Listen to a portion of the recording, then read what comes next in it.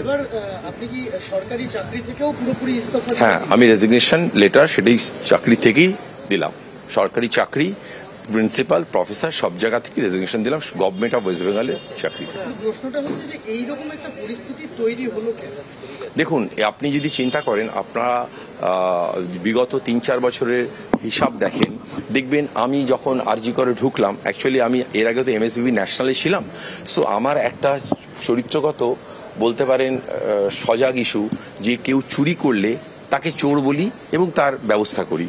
কেউ যদি মিথ্যে কথা বলে তাকে মিথ্যেবাদী বলি। সোজা কথাটা আমি সোজাভাবে বলি। আর আপনারা দেখবেন স্পষ্টবক্তাদেরই সবসময় শত্রুটা বেশি হয়। তো আমি স্পষ্টবক্তা, আমি যা বলা সত্যি বলেছি। তবে হ্যাঁ, আমি সরকারি চাকরি করেছি, সরকারের যা যা নির্দেশ পালন করেছি।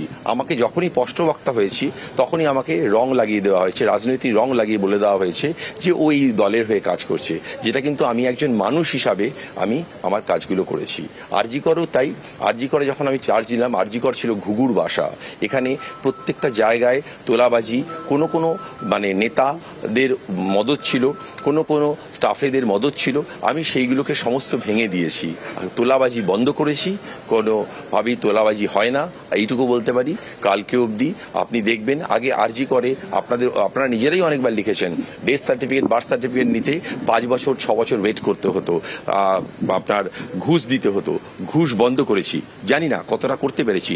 আরজি করে এমার্জেন্সি এমন করে ফেলেছি যে কোনো পেশেন্ট গেলে ভর্তি হয়। এটা আপনারা নিজেরা সার্ভে করে দেখবেন 3 বছর আগের আরজি কর কী ছিল আর আজকের আরজি কর কী ছিল।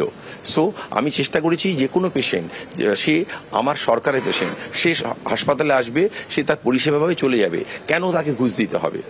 যখনই যে মুহূর্তে আমরা কমপ্লেন পেয়েছি, আমি কমপ্লেনের সদর্থকভাবে উত্তর দিয়েছি এবং বলেছি যে তার পরিষেবা দেওয়া হোক, কোনোভাবে সে ঘুষ দেবে না। যে ঘুষ চেয়েছে তার শাস্তির ব্যবস্থা করেছি, হয় তাকে সাসপেন্ড করেছি, নয় তাকে শোকজ করেছি।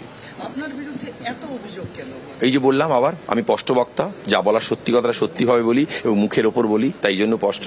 আর চোরদের আমার অনেক সময় অনেকে ওই অ্যাডজাস্টমেন্ট ব্যাপারটা করতে আসে, অনেক প্রফেসররা এর মধ্যে ইনভলভ আছে, যারা বিভিন্ন অ্যাডজাস্টমেন্ট আমার সঙ্গে করে পারেনি, তাই জন্য তারা সবাই আমার বিরুদ্ধে। এই এবার যে ঘটনাটা ঘটলো, এরকম একটা নৃশংস ঘটনা, এই ঘটনাতে কি আপনি কাউকে আড়াল করার চেষ্টা করেছেন? যে অভিযোগটা উঠছে একদম ঠিক। আমি কোনোভাবেই আড়াল করার চেষ্টা তো করিনি, উল্টে প্রথম দিনই আমি নিজে ঘটনাস্থলে গিয়ে, যেখানে তার HOD head of the department অব্দি ছিলেন না, আমি নিজে সেই ঘটনাস্থলে দৌড়ে যাই এবং আমি মেয়েটির নাম নিতে চাইছিও না।